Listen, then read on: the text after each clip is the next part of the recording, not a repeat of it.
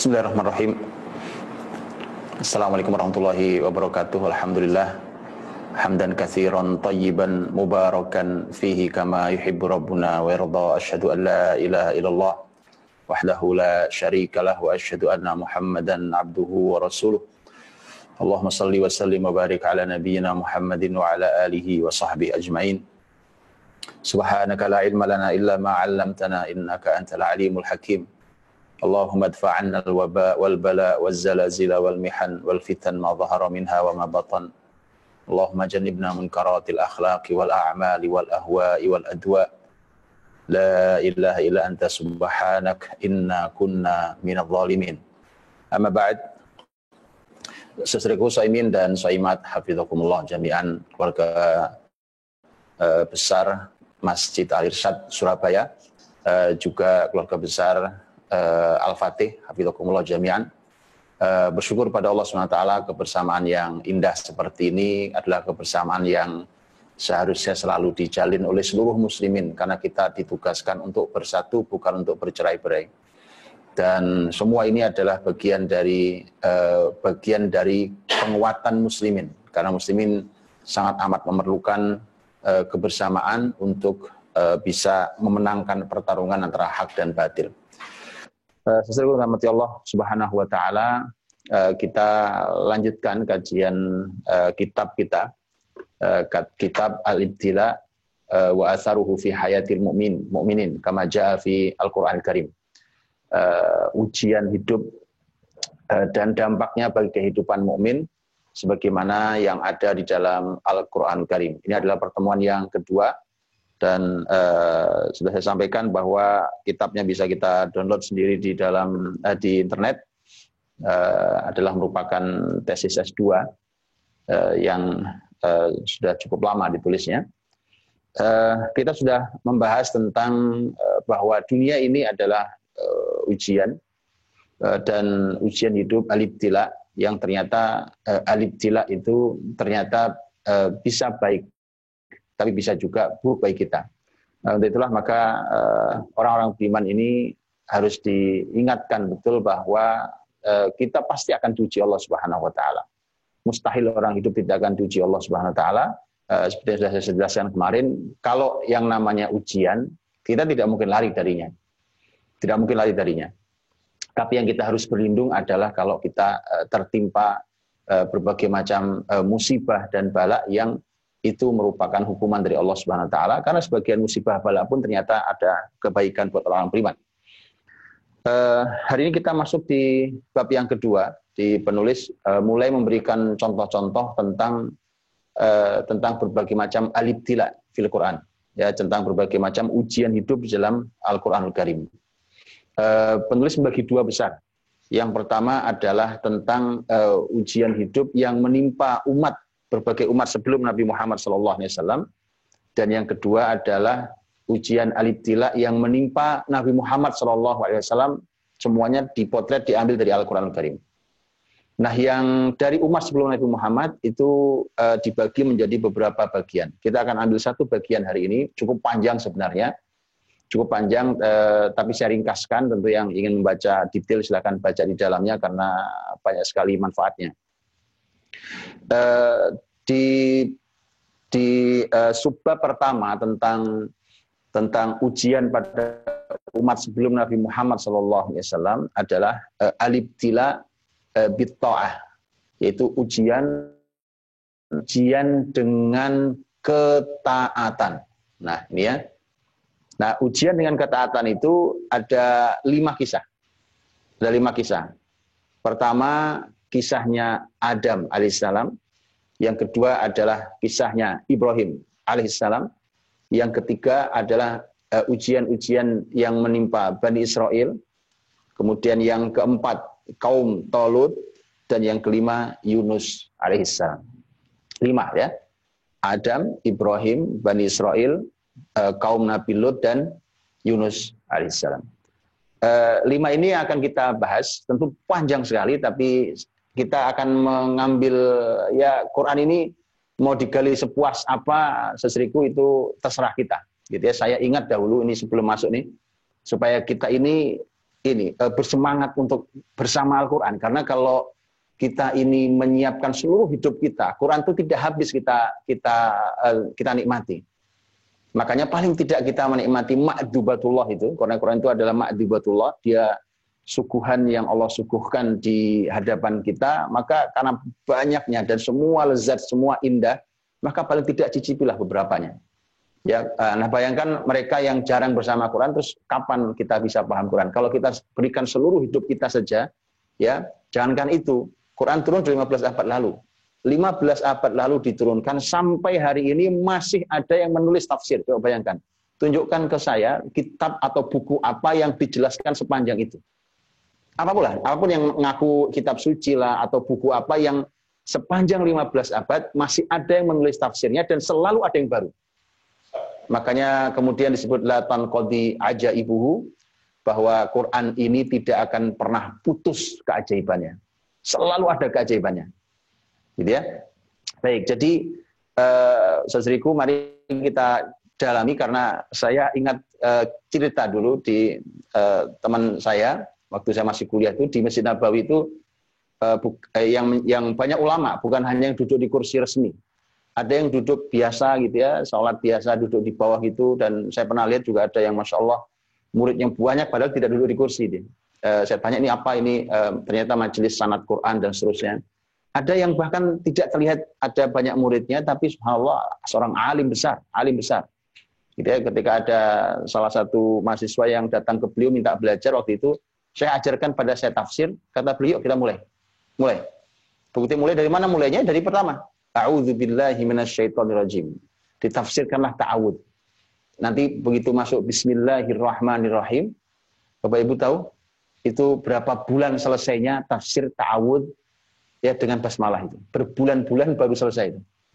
Jadi terserah, kita ini mau menikmati, mau memberikan berapa persen hidup kita untuk Quran gitu ya, itu maksudnya. Karena bayangkan kalau begitu terus Quran bagaimana menyelesaikannya? Kan kita tahu Umar Ibnu Khattab radhiyallahu anhu itu mengkaji mentadaburi surat Al-Baqarah 12 tahun namanya. Kebayang ya, karena kayak tadi modelnya. Dinikmati, didalami, sampai mendapatkan mata air yang luar biasa yang terjernihnya. Baik, kita masuk ke dalam ayat. Tentu sekali lagi hanya cuplikan-cuplikan karena panjang sekali dan terlalu banyak kenikmatan yang harus kita nikmati. Ya tentu silahkan ditadaburi sendiri nanti sisanya. Saya ingin membantu dan apa yang ditulis juga di dalam buku kita ini. Yang pertama adalah sebelum masuk ke kisah, Bapak Ibu dirahmati Allah, kadang ujian, al-ibtila, ujian hidup itu Allah ingin menguji ketaatan kita. Jadi ketaatan ini kan sebuah klaim. Kita mengklaim bahwa kita hamba Allah, kita ini orang yang taat pada Allah, itu akan diuji Allah SWT. Betul tidak Anda orang yang taat pada Allah? Dan ujiannya macam-macam. Nanti akan kita bisa lihat ini, dalam 5 kisah ini, diuji oleh Allah ketaatannya. Seberapa sih ketaatanmu pada Allah itu diuji. Ya, dan nanti ada sangat banyak pelajaran di dalam ujian ketaatan ini. Maka kalau ada perintah-perintah Allah Subhanahu wa taala, kalau ada larangan-larangan Allah Subhanahu wa taala, itu semua bagian dari ujian. Ya, bagian dari ujian, dan mari kita semuanya lulus. Mudah-mudahan bisa lulus itu. Ya, karena nanti potretnya ada yang lulus, ada yang tidak lulus. Ya, ada yang bahkan lulusnya sempurna. Nah, itu luar biasa.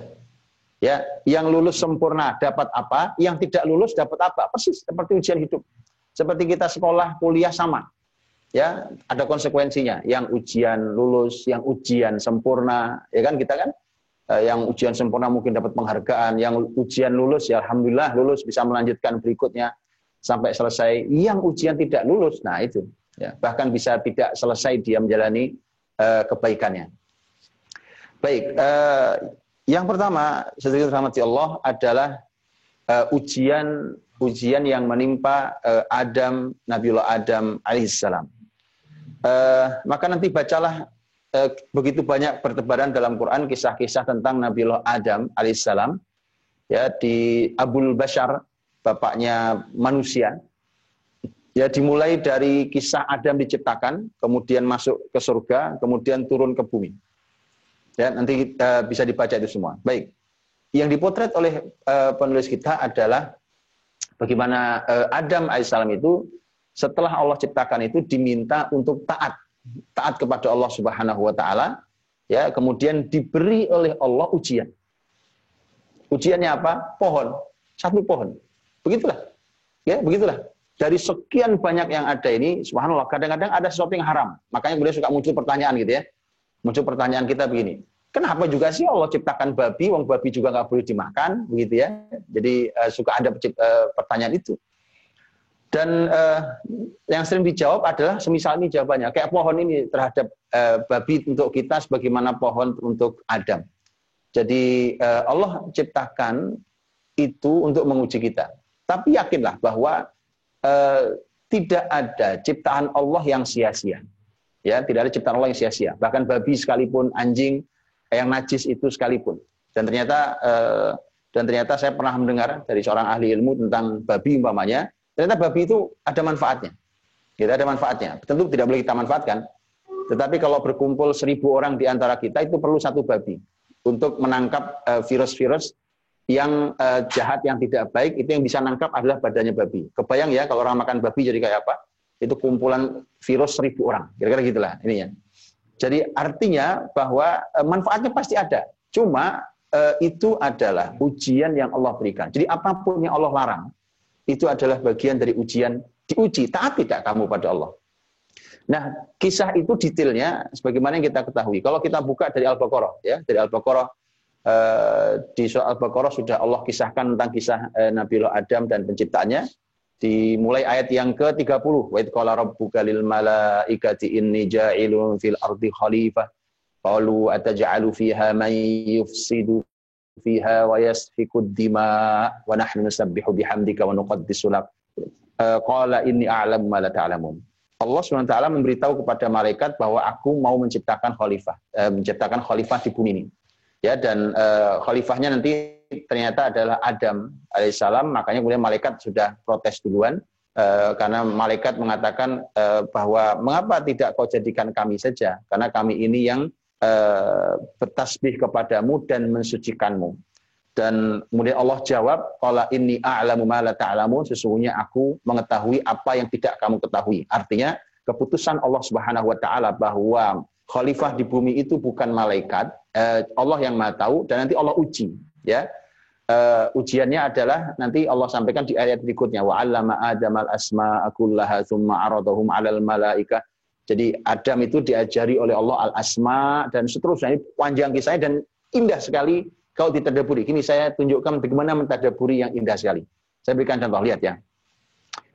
Kalau tafsirnya silahkan dibaca tafsirnya. Pokoknya tentang memangnya ada makhluk siapa sebelum Adam turun ke bumi kok sampai malaikat sudah tahu kalau Adam itu nanti jadi khalifah. Manusia itu kerjaannya adalah menumpahkan darah dan berbuat kerusakan. Dari mana malaikat tahu dan seterusnya, itu tafsir dari bahas. Oke, saya tidak membahas itu karena kita perlu membahas banyak, dan saya ambil yang manfaat untuk kita sesuai dengan judul kita, yaitu bahwa ini ujian-ujian yang dampaknya bagi orang beriman seperti apa. Nah, ini manfaat buat kita tentang khalifah di bumi. Khalifah di bumi itu, kalau di frame-nya malaikat, gitu ya, di frame malaikat itu harus yang nusabbih bihamdik wa nuqaddisulak. Ada dua tuh. Jadi yang layak jadi khalifah di bumi itu yang bertasbih dengan memuji Allah dan mensucikan Allah. Ya,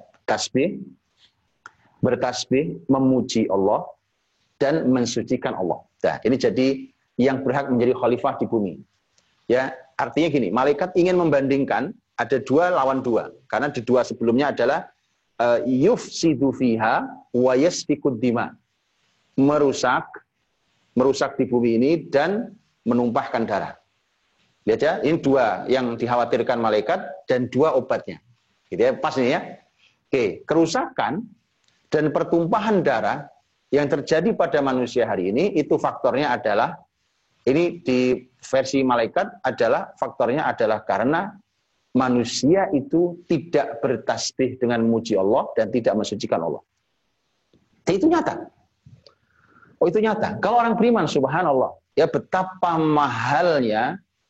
mahalnya harga nyawa. Kita tahu itu. Dalam Islam itu, Masya Allah, satu nyawa. Ini bukan harga rupiah ya. Kalau harga rupiah pun, nyawa itu harganya 100 ekor unta. Ya, 100 ekor unta, dan itu mahal sekali. Nah, tapi lebih dari itu, di sisi Allah satu nyawa itu jauh lebih berharga dibandingkan bahkan dibandingkan bumi ini. Ya, ketika satu nyawa manusia itu maka tidak boleh ditumpahkan. Bahkan bayangkan kalimat Allah kepada Bani Israel, kalimat Allah ketika Allah mengisahkan tentang anak-anak Adam nanti, itu kan kalimatnya bahwa pokoknya siapa yang membunuh manusia itu seakan membunuh seluruh manusia. Sampai kayak begitu itu. Padahal yang dibunuh satu orang itu seperti membunuh sekian banyak manusia. Itu artinya bahwa begitu dilindungi nyawa di dalam Islam ini, sangat dilindungi nyawa ini, dan maka dilarang untuk menumpahkan darah. Muslimin pasti akan menjaga itu. Dilarang hari ini lihat ya, di tangan muslimin ya Rob, itu nyawa harganya murah sekali. Harga nyawa itu murah sekali, mudah sekali membunuh orang, ya kan? Kalau mendengar kuping saya langsung pernah mendengar, Pak. Jadi pembahasan itu pernah mendengar langsung. Maaf ini ya, mohon maaf ya lagi. Itu saya orang bilang begidik, orang bilang gitu, ini ada orang bicara begini gitu ya. Hanya gara-gara urusan politik itu mudah sekali saya dengar sendiri nih. Hanya gara-gara urusan politik yang itu babnya hanya rebutan kursi dan bahkan bisa jadi sesama muslim gitu ya. Itu kalimatnya bisa gitu. Nanti kalau terjadi kekacauan, chaos, ya paling yang mati sekitar sekian ratus orang lah. Subhanallah, sekian ratus orang hanya satu orang begitu mahal di hadapan Allah SWT. Begitulah. Kalau orang tuh kalau bukan dengan tolok ukur Islam itu nyawa begitu murahnya. Dan kerusakan di bumi atas nama apapun, merusak bumi atas nama ilmiah, atas nama sains, atas nama kebutuhan manusia, bumi dirusak, bumi dibolongi, ozon dirusak. Semua keturunan dirusak, manusia, gennya, binatang, tumbuhan, semua dirusak. Nah, kerusakan-kerusakan itu, malaikat sudah sampaikan, ini nanti mereka nggak rusak ya Allah di bumi, kecuali yang ini. Makanya kami saja, karena kami itu yang bisa bertasbih dengan memujimu, dan yang bisa mensucikanmu adalah kami, para malaikat. Oke? Sudah dua ditangkap nih, dan kita tahu Allah tidak menyalahkan itu.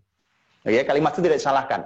Hanya saja Allah menyampaikan bahwa inni a'lamu ma la ta'lamun. Kata Allah, aku lebih tahu apa yang tidak kalian ketahui tentang calon khalifah ini, yaitu Adam alaihissalam. Oke, ternyata apa yang tidak Allah tahu di ayat berikutnya. Jadi tiga nih, dari dua dari malaikat, satu dari jaminan Allah bahwa yang satu ini yang kalian tidak ketahui, bahwa tidak cukup orang hanya menjadi soleh dalam dirinya. Soleh itu tidak cukup. Tasbih, berzikir, hafal Quran, ahli dalam ilmu agama, orang soleh sekali, tidak cukup. Terus apa yang kurang lagi? Ayat berikutnya, Allah mengajarkan kepada Adam al-asma'a kullaha. Semua asma itu nama. Asma itu nama. Dan ternyata subhanallah, ilmu hari ini itu ternyata yang sangat amat penting adalah nama itu. Asma. Nama itu, ya, itu nama itu masalah di kita hari ini nanti kembalinya pada ilmu pengetahuan itu gara-gara kita gagal di dalam al-asma. Itu pembahasan lain ya itu. Tapi intinya adalah bahwa ilmu. Makanya Allah perbandingkan dengan malaikat. Makanya begitu Allah ajarkan pada Adam, ya kan? Allah ajarkan pada Adam, kemudian Allah perintahkan kepada para malaikat, yo sekarang kalian yang merasa pantas mengaku menjadi khalifah yang memakmurkan bumi, ayo sekarang ditunjukkan, sekarang coba kamu sampaikan ini apa, al-asma kullaha itu bisa semua. Jadi Adam itu orang pintar sekali, ya alaihissalam. Memang ini penciptaan paling sempurna karena penciptaan paling awal dan langsung dengan tangan Allah Subhanahu Wa Taala. Jadi langsung ciptaan Allah langsung. Yang bahannya juga langsung dari tanah, gitu ya. Kalau kita kan tidak dari tanah bahannya, tapi kita adalah dari saripati tanah. Beda. Kalau Adam yang dari tanah langsung, ya sebagaimana kita bisa baca di dalam penjelasan hadis Nabi SAW. Maka kemudian paling sempurna, termasuk ilmunya paling sempurna. Adam alaihissalam ini. Nah, sisa ke kita ini gitu, sisa sedikit masuk ke kita ini, ya. Kan sebagaimana juga penciptaan fisik kan, ya kita ini kebagiannya tinggalnya kecil, bandingkan dengan ayah Adam ya kan, kecil dulu, kita ini kecil saja. Umur kita pendek. Nah, bagaimana dulu umur mereka? Panjang umur mereka. Baik, jadi begitu disampaikan pada malaikat, ayo sekarang malaikat sampaikan, ya, sampaikan kepada kami apa ini, ya, semua ini. Summa aradahum 'alal malaikah faqala anbi'uni bi asma'i haula'i in kuntum.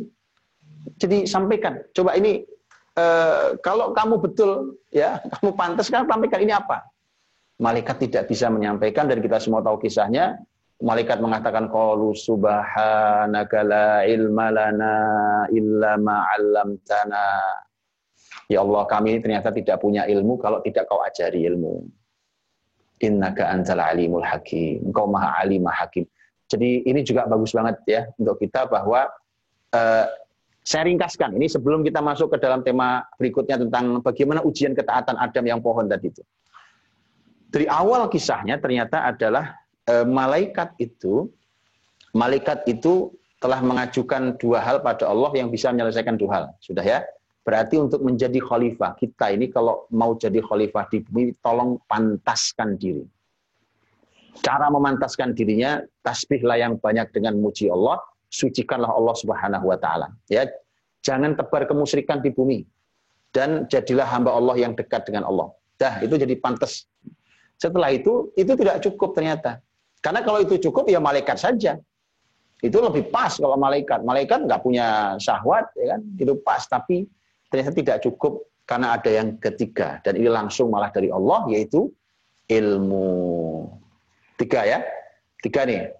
Jadi ada ilmu, ada berarti mensucikan Allah, ada tauhid, oke. Kemudian ada tasbih. Ini kita memuji Allah Subhanahu Wa Taala, kita mensucikan Allah Subhanahu Wa Taala dan seterusnya. Tiga ini, ya. Kemudian malaikat juga mengajari pelajaran berikutnya. Kalau ketika dia tidak bisa menyampaikan apa yang Allah sampaikan tentang ilmu yang telah disampaikan pada Adam tadi, maka malaikat mengembalikan ilmu itu pada Allah. Jadi mau ilmu, sumbernya Allah. Jadi tiga ini, kalian mau ilmu, sumbernya dari mana? Subhanaka la ilma lana illa ma 'allamtana. Ma 'allamtahu lana. Jadi ilmu itu sumbernya dari Allah. Lah kalau tidak dekat dengan Allah, bagaimana mau dibagi ilmunya? Maka gini, ada kalimat-kalimat begini ada banyak yang nanya. Tapi kenapa hari ini muslimin? Nah, itu jawabannya. Itu jawabannya. Jadi kita kehilangan tiga. Tiga-tiganya kita kehilangan itu. Maka bisa dibayangkan nanti, ya kan, ketika muslimin yang mengambil alih menjadi khalifah di bumi itu, dengan tiga hal besar ini, maka muslimin akan diberikan Allah ilmu-ilmu yang tidak diberikan kepada para ahli hari ini. Ya, kan kita sudah lihat di depan mata, ya kan, COVID-19 obat nggak ada, coba. Bukan cuma itu, kalau COVID-19 merata di dunia segala macam menjadi wabah, pandemi, lah obat masalah-masalah sederhana aja nggak selesai. Padahal tidak selesai. Para ilmuwan sudah berkumpul untuk mengatasi lapisan ozon yang bolong, sudah lama itu kisah cerita lama tentang hari bumi lah, tentang kumpulnya para ilmuwan segala macam, nggak selesai urusannya. Mereka nggak ngerti gimana caranya. Baik, mereka punya syahwat yang melampaui semua itu. Mereka rela merusak asal syahwat terpenuhi. Itu semuanya, itu bagian dari sebabnya. Tapi artinya bahwa kemudian biarlah nanti Allah yang memberikan ilmu itu kepada orang-orang yang bertasbih dan orang-orang yang mensucikan Allah, kemudian mendapatkan ilmu dari Allah, dan disitulah maka masalah-masalah yang ada terselesaikan dengan mudah dan baik ketika itu pindah kepada khalifah fil ard yang itu keturunannya Adam. Ya, bukan pengikutnya iblis, karena musuhnya adalah iblis. Ya, itu pembukanya. Nah, begitu nanti Adam diciptakan Allah Subhanahu wa taala itu, kemudian Adam hadir itu, kan Adam itu subhanallah, ulama berbeda pendapat ya tentang tapi ini nanti saya tidak bahas, tapi di tafsir silakan dibaca ya. Mana yang duluan? Adam dan istrinya diciptakan berdua baru masuk surga, atau Adam masuk surga atau masuk surga dulu baru kemudian istrinya Adam diciptakan. Jadi sudah masuk surga duluan. Itu ulama berbeda pendapat, tapi intinya begini, bahwa kenikmatan yang Allah berikan kepada Adam laki-laki. Aisyah ini pelajaran yang levelnya level ini untuk keluarga, gitu ya, suami dan istri. Ternyata hubungan suami dan istri, laki dan perempuan itu ya pelajaran termahalnya dari ayah ibu kita ini, Adam dan Hawa ini. Hawa hanyalah merupakan bagian dari badannya Adam, gitu ya. Jadi sesungguhnya wanita itu hanya tulang rusuk yang hilang, gitu ya. Sementara Adam dengan semua kenikmatan yang didapatkan, sesungguhnya dunia ini sepi tanpa Hawa. Makanya kemudian Allah hadirkan itu Hawa. Nah, itu kisah panjang tentang bagaimana Allah ciptakan Hawa saat Adam tertidur dan seterusnya itu disampaikan. Baik. Begitu sudah jadi maka lengkap sempurnalah, ya, lengkaplah dan sempurnalah kebahagiaan itu, kenikmatan itu. Maka itu selalu pembahasannya, ya, pembahasannya selalu seperti itu, ya, bahwa kemarin saya juga membahas tentang hari kemarin persis ada kajian di sebuah komunitas masjid juga, itu saya sampaikan bahwa saya ambil surat Yusuf ayat 90 dan itu ayat tengahnya, dan ternyata semua kebesaran yang didapatkan Nabi Yusuf alaihissalam di Mesir sebagai pemimpin, orang yang dihormati, orang yang berkecukupan, orang kaya, orang segala-galanya itu, ternyata kebahagiaan itu kurang. Kenapa berkurang? Semua itu ternyata tidak bisa membeli kebahagiaan berkumpul dengan orang-orang yang kita cintai. Persis sama kayak bapaknya, itu Adam dan Hawa. Sama, kita juga sama. Makanya Bapak Ibu yakinlah Anda yang senang kali nyari duit, yang senang sekali bekerja, yakinlah Anda akan kesepian. Dan itu sangat menyiksa hidup Anda. Kalau Anda bilang bahagia, saya bilang bohong. Karena pasti bahagiamu itu bahagia yang cacat, bahagia yang kurang. Ya, kurang apa? Kalau Yusuf itu kurang apa? Ya kan? Orangnya ganteng banget, ya kan? Posisinya tinggi, jabatan tinggi, harta melimpah ruah, disegani, dihormati. Dia orang yang jadi tulang punggung negara karena dia adalah satu-satunya solusi di negeri Mesir dan seterusnya. Tapi tidak berkumpul dengan keluarga itu ya salah. Oke? Jadi jangan korbankan orang-orang yang kita cintai itu hanya demi pekerjaan. Adam perlu Hawa untuk mengusir mengusir kesepian hidupnya itu dan untuk mengembalikan sebagian bahagianya. Baik, kemudian ujiannya datang. Ya, hidup itu seperti syair kalian sampaikan itu ya. Bahwa jangan kalian menduga bahwa kemuliaan hidup itu seperti kurma yang Anda makan gitu ya. Jadi jangan bayangkan itu, enak banget cuma manis, ya kan? Manis kita makan semudah tangan kita mengambil, kemudian kita masukkan mulut, nikmat kita nikmati, selesai, wassalam. Nikmat. Nah, hidup tidak seperti itu. Maka Adam pun diuji Allah Subhanahu wa taala. Adam Hawa diuji dan Allah sampaikan satu saja ujiannya. Satu dari semua kenikmatan itu satu ujian untuk Allah lihat. Wala taqraba hadhihi syajarah. Jangan kamu dekati pohon. Ya, jangan kau dekati pohon ini. Jangan kau dekati pohon ini. Kalian berdua jangan pernah mendekatinya. Karena ini artinya ada pohon. Kan di surga banyak pohon. Banyak kenikmatan lain. Cuma ada satu aja pohon tuh. Ya, pohon tuh dilarang di situ tuh. Makanya ini teori dahsyat sebenarnya, ya. Kalau di dalam ungkapan dalam bahasa Arab itu kullu mamnu'in marhub. Setiap yang dilarang itu malah disenangi, ya. Manusia itu punya jiwa itu aslinya. Lah, kalau kita mau pikirkan itu pohon banyak, buah melimpah ruah. Kenapa juga udah nggak usah ditengok kenapa sih? Tapi ketika satu pohon dilarang, ini jangan ya, yang satu ini saja jangan, mendekat saja jangan, apalagi memakan buahnya, jangan, gitu ya. Tapi justru ini yang membuat penasaran dari semua pohon yang lain, gitu. Makanya itulah pentingnya tarbiyah Islamnya itu, pendidikan Islam itu, sehingga jiwa ini bisa dikekang seperti kuda itu. Jadi syahwat kita itu dikasih tali kekang itu sehingga bisa ditarik. Ya, bisa ditarik ketika itu. Karena itu semua ujian dari Allah. Ya, ujian dari Allah Subhanahu wa taala. Macam itu kan semua itu adalah Allah ingin menguji ketaatan Adam. Jadi kita ini akan diuji Allah. Kadang-kadang dari semua hal yang kita bisa nikmati apa saja itu, dia kadang ujian cuma satu saja, dan kemudian bisa gagal hanya gara-gara satu itu. Ini pelajarannya. Jadi Adam alaihissalam dan istrinya sudah dilarang oleh Allah.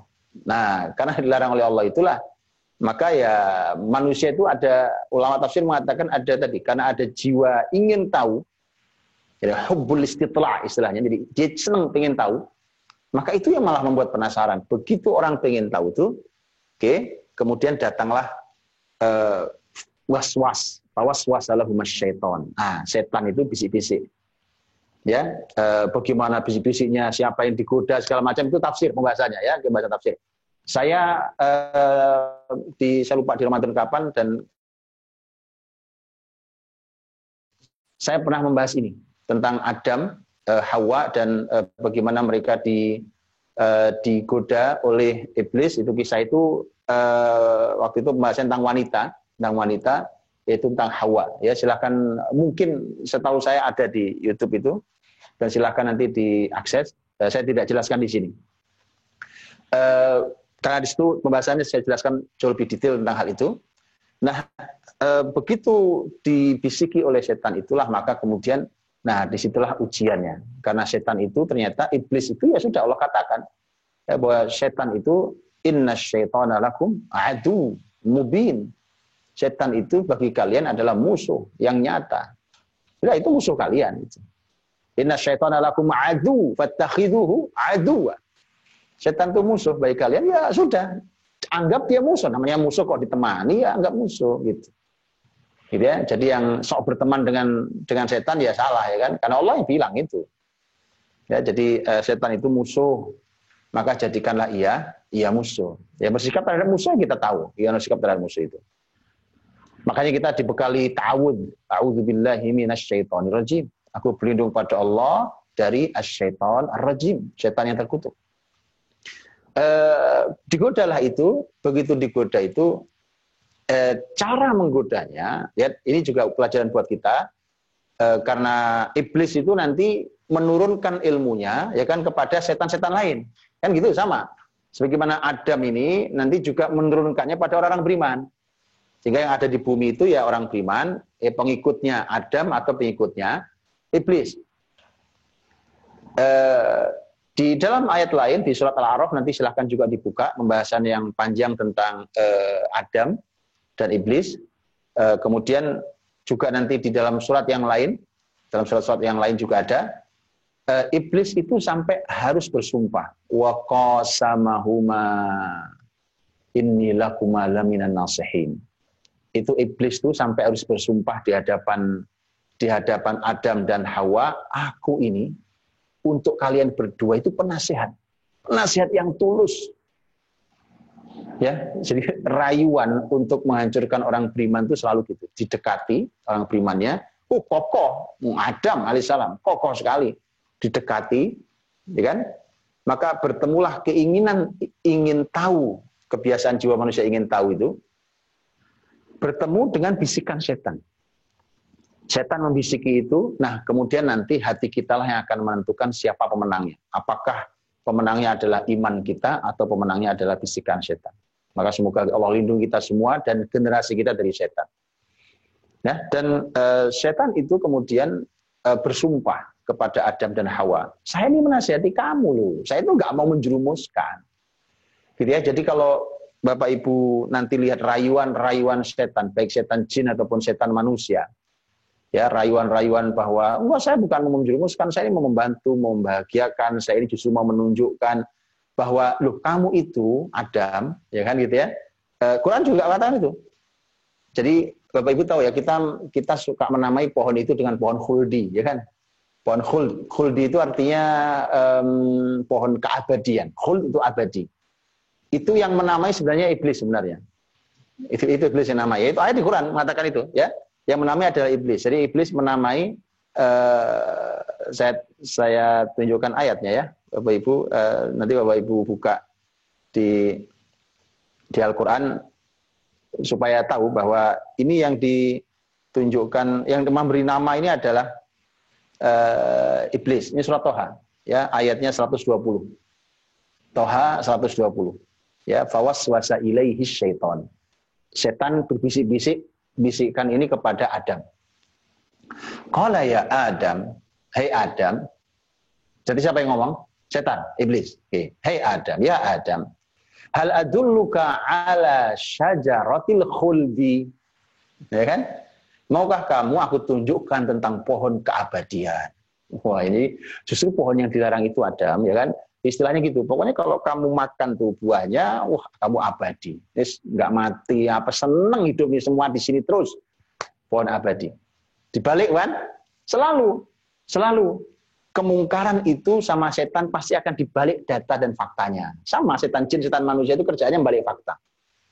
Tadi apa? Allah sampaikan apa? Jangan dekati. Ini malah diperintah makan. Kalau kau dekati itu bahaya, namanya larangan Allah, ya kan? Jangan sampai sekali-kali melanggar larangan Allah, itu bahaya, pasti efeknya buruk. Tapi kemudian setan mengatakan, oh enggak, justru ini abadi buat kamu kebahagiaanmu, lo coba, ya kan? Dibalik data itu. Jadi membalik fakta dan data itu memang kerjaan setan. Isyajatil khuld. Setelah itu nggak cukup itu. Wa mulkil la yabla. Ini kalau kau makan Adam, dia adalah mulk. Mulk itu adalah kerajaan. La yabla, yang tidak akan pernah rusak. Jadi kalau kau makan itu, kau abadi dan kau punya kerajaan yang tidak akan pernah hancur. Wah, itu rayuannya loh, maut, ya kan? Nah itu maka kemudian tergodalah itu.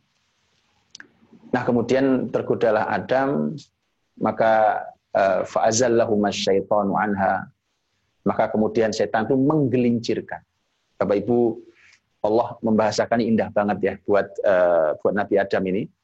Jadi bahasanya itu tergelincir, gitu ya, kepleset ya. Nah Bapak Ibu kalau ada, makanya gini, kalau ada orang yang melanggar perintah Allah, itu seperti orang yang kepleset. Orang kepleset, ya kan? Apa tugas kita terhadap orang yang kepleset? Bantuin. Nah, antum bantunya hati-hati, jangan ikut kepleset. Itu tempat licin tuh, harus tahu gimana cara membangunkan lagi saudaranya. Baik ya? Jadi seperti orang yang kepleset itu. Dan itu orang kepleset. Arti kepleset itu gimana sih? Kalau orang kepleset berarti masih bisa bangun lagi. Yuk bangun. Pelan-pelan nggak apa ya. Mungkin agak sakit, ya mungkin bagian belakang kebentur memar, mungkin keseliu, mungkin. Yaitu hanya risiko yang harus diterima dari keplesetmu. Baik, tapi yuk kita sembuhkan, yuk kita obati, yuk bangun dulu. Karena kalau kamu tidak kunjung bangun dari tempat keplesetmu, bagaimana bisa disembuhkan? Gitu ya? Dan kita fungsinya sebagai saudara tahu tuh, kalau ada saudaranya yang kepleset. Baik. Maka dengan itulah kemudian Allah Subhanahu wa taala menyampaikan kepada kita bahwa akhirnya Adam ini kemudian tergoda oleh iblis. Begitu tergoda oleh iblis, ya kan? Dan kemudian nanti akhirnya ini semua dalam surat Toha juga bisa detail. Allah Subhanahu wa taala menyampaikan kepada kita bahwa apa sih yang membuat Adam itu kok sampai tergoda. Kalau di Quran itu, Bapak Ibu ya, tidak ada kisah. Kalau ini kisahnya adanya di Injilnya orang Kristen itu panjang, tentang yang digoda pertama adalah Hawa, kemudian iblisnya berupa ular, masuk goda istrinya goda suaminya, dan seterusnya gitu. Tapi kalau di Quran tidak ada itu semua sama sekali. Ya, nggak ada itu semua sama sekali. Di tafsir silakan dibaca, itu detail ada bahasanya. Tapi kemudian karena kalau di Quran itu kalau kita kumpulkan kisah tentang Adam dan Hawa serta kesalahan mereka itu, yang ditimpakan banyak, jadi yang suruh bertanggung jawab justru Adam, bukan istrinya. Ya, jadi yang disuruh untuk bertanggung jawab yang paling besar di Quran itu terasa kalau kita baca adalah Adam. Ya, jadi Adam itu bertanggung jawab, padahal yang salah dua-duanya. Tapi Adam tanggung jawab. Itu pelajaran juga buat kita. Pelajaran tuh, ya rumah tangga itu ya suami jadi kawamnya, ya jadi kawamnya suami. Jadi kalau ada apa-apa dengan istrinya, loh suami koreksi diri, kan begitu. Dan itu pelajaran buat kita semua, ya. Dan disinilah kemudian Allah mengoreksi detail tentang Adam, tapi Hawa malah nggak ada di Quran itu. Koreksi terhadap Hawa itu nggak ada. Hawa itu taunya nanti, pokoknya tahu-taunya Quran nanti ada pembahasan ketika mereka berbuat salah, kan mereka berdua itu diminta untuk talaki sama Allah, ya kan? Talaki. Nanti kita bahas talaki itu. Tapi kenapa Adam bisa berbuat salah itu? 15 menyampaikan. Toha 115. Walaqad ahidna ila adama min qablu fanasi. Fanasiya walam najid lahu azma. Kami sebenarnya, kata Allah, itu sudah pernah perintahkan Adam dulu, ya kan? Perintah-perintah itu kami sampaikan, kata Allah, kepada Adam sebelum ada masalah ini. Fanasi, ini pertama masalahnya. Ternyata Adam itu lupa. Satu, nasi itu lupa. Walam najid lahu azma. Dan kata Allah, kami tidak menjumpai pada Adam itu punya azam yang kuat. Azam itu apa? Tekad, kemauan yang kuat. Kami nggak melihat ada azam pada diri Adam itu. Jadi yang membuat Adam itu melanggar, ya kan? Dari diri Adam masalahnya. Ini Allah sudah sampaikan. Kalau dari luar jelas godaan setan. Ya, sekali lagi Quran tidak menggambarkan bahwa istrinya yang sumber masalah, itu tidak ada. Walaupun di tafsir terbahas, tapi di Quran tidak ada. Yang pasti adalah di mana masuk rumah. Jadi kalau kita ingin tahu dari mana keplesetnya kita itu, godaan setan itu ada, bisikan itu ada. Tapi dari diri kita itu ada dua hal tuh. Satu, nasi, yaitu lupa. Kita ini pelupa. Ya, lupa tentang perintah Allah. Jadi Adam ini disebutkan begitu Allah kasih tahu itu lupa. Bagaimana bisa lupa, sebabnya lupa itu apa, itu lain ceritanya. Tapi artinya kita ini lupa. Itulah pentingnya fadzakir fa inna dzikra tanfa'ul mu'minin. Maka kitanya harus sering-sering memberikan peringatan pada saudara. Dan peringatan itu bagi orang beriman manfaat apapun, bagaimanapun gitu ya. Ya, kadang-kadang tuh ya kita harus latihan ya. Ada yang begini, diberi teguran. Jadi kalau diberikan peringatan tuh gitu, dia bilang ya kasih saya peringatan, tapi caranya yang baik lah. Peringatan itu terserah ya kan, terserah. Orang memberi peringatan itu urusan dia. Buat kita manfaatnya buat kita adalah bahwa dengan cara apapun, dari siapapun, bahkan dari musuh. Kalau musuh bagaimana kita mau nyetir bahwa ngasih nasihat yang baik ya sama saya, caranya lah itu. Orang beriman itu akan menerima nasihat mau disampaikan dari siapapun dengan cara apapun. Baik, itu nasihat. Dan itu kita jumpai di salafus saleh dulu. Jadi pertama adalah kita lupa. Hati-hati dengan lupa itu. Ya, lupa perintah Allah, lupa larangan Allah, maka harus ngaji terus supaya saling menasihati sesama kita, tawasau bil haq, tawasau bis sabr. Jadi saling menasihati dalam al-haq. Yang kedua adalah walam najid lahu azma, dan Allah yang menyampaikan ya, kami tidak jumpai ada tekad yang kuat pada diri Adam. Ini juga tafsir macam-macam, ada yang menafsirkannya begini, bahwa dia tidak menghafal, tidak mau mengingat larangan Allah itu sudah menunjukkan bahwa dia tidak punya tekad, gitu ya. Jadi nggak mau mengingat-ingat itu sudah menunjukkan tidak punya tekad. Jadi itulah kenapa Bapak Ibu, ilmu itu kalau tanpa tekad mustahil dapat ilmu. Harus dengan antusias yang tinggi, dengan tekad yang baja, nah itu baru ilmu dapat. Kalau enggak bisa. Nggak santai, loyo, nggak semangat, sekedarnya lah. Yang generasi yang begitu nggak usah diharapkan. Tapi yang penuh dengan tekad, yang berlelah-lelah diri, dan seterusnya. Dan baca bukunya bagus banget Syekh Dr. Abdul Fattah Abu Ghuddah rahimahullah ta'ala, yang luar biasa bukunya tentang safahat sabr indal ulama. Jadi tentang kesabaran di para ulama dulu. Ya, bagaimana mereka sabarnya terhadap ilmu itu sampai nggak masuk akal kita itu. Tapi dengan itulah maka mereka sampai di derajat ilmu yang tinggi seperti itu. Ya, jadi gara-gara azam kita kurang kuat terhadap ilmu itu, maka kemudian gampang salah. Sudah ya, jadi maksiat itu sebabnya itu. Ya, sebabnya itu maka obatnya itu kita perlu untuk saling mengingatkan dan terus belajar ilmu. Oke. Ya, itu kurang lebih, kisahnya panjang tapi kurang lebih begitu. Saya pernah menjelaskan tentang ini, nanti Hawa, nanti coba dicari ya, mudah-mudahan ada. Kalau enggak nanti kita minta tim untuk menaikkan juga mudah-mudahan. Karena itu sudah kisah, itu sudah pelajaran di Ramadan yang lalu atau sebelumnya lagi, saya lupa. Tapi di Ramadan juga, seingat saya. Dan itu kisah tentang bagaimana Allah Subhanahu Wa Taala menguji Adam dengan ketaatan, ya, diuji dengan ketaatan dan kemudian ternyata ada banyak pelajaran di sana, ya, lulus atau tidak lulusnya itu, nah itu yang kemudian bisa kita baca di dalam dan kemudian oh ya satu lagi yang kelewat adalah begitu Adam ternyata gagal di ujian itu, ya, begitu gagal di ujian itu kemudian Adam itu melakukan tindakan yang juga harus kita lakukan kalau kita salah. Nggak usah bertahan dalam kesalahan, aku salah. Oke, akui salah. Ya, saya sudah sampaikan sering bahwa iblis itu ketika dia salah juga, begitu dia salah, dia bicara sama Allah. Qala fa bima aghwaytani la aqudanna lahum siratakal mustaqim. Ya, karena ya Allah, karena engkau telah sesatkan aku, maka aku akan duduk ini untuk mengawasi anak turun Adam, mau saya sesatkan semuanya.